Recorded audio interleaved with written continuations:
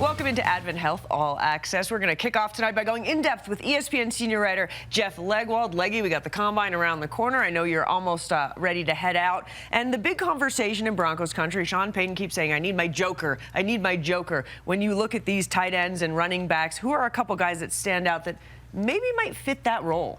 Well, Romy, I think the one who stands out the most may be the one the Broncos would need a little luck to get in the first round. Tyler Warren from Penn State. He is a real runner with the ball. He's a real receiver with the ball as a tight end, and he was a highly recruited quarterback when he went to college. So you're not talking about a guy who just throws on a gimmick. He can really be a quarterback if you want him to on some plays. And Penn State lined him up behind center. They lined him up out wide. They lined him up at the line of scrimmage.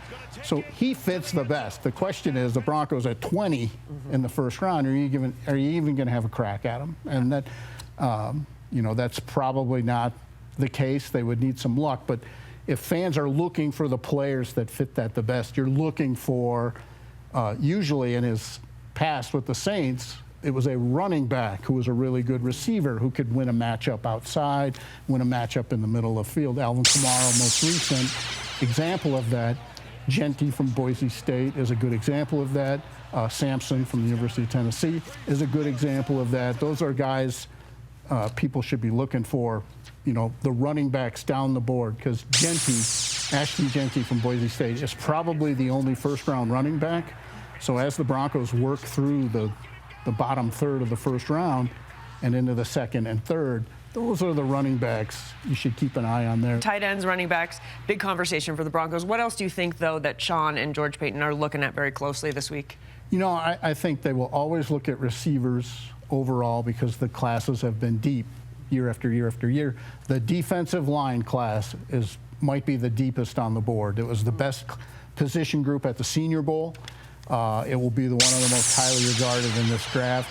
DJ Jones is a free agent. I think that's a position they're going to look for, an interior defensive lineman who can pressure the pocket, get upfield, and be that sort of complementary player to Malcolm Roach and John Franklin Myers. So defensive tackle, I think, would be a look. Inside linebacker, Cody Barton and Justin Sternad are both free agents.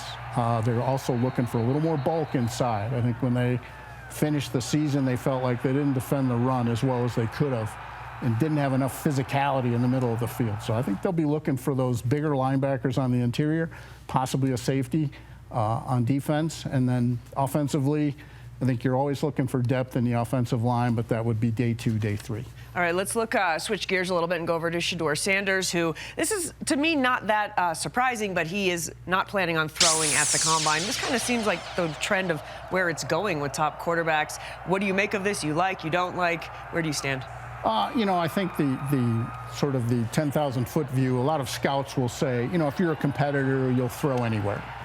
And, a lot of NFL people would always tell prospects, we won't hold the Combine over your game tape if you throw poorly. Well, I don't think players always believe that all the time. And, it's easy to forget last year the quarterbacks taken 1, 2, and 3. None of the 3 threw at the Combine. It didn't impact their draft status. So this is a 2-quarterback board in the first round. Okay. Shedeur Sanders, Cam Ward. So I would expect neither of those guys throw at the Combine. I didn't expect them to throw, but it is important for him to Shedeur Sanders, to go through the team interviews. And when teams put him on the quote-unquote whiteboard and ask him the schematic questions, what'd you see here on this interception? Why'd you do this? Those interviews will be the most important part of his trip to Indianapolis. All right, well, we're going to have you back for a debrief because there was a bunch of questions that I didn't get to, so we'll get your post-game, if you will, take when you come back from the Combine. Leggy, thank you so much. As always, we love the insight.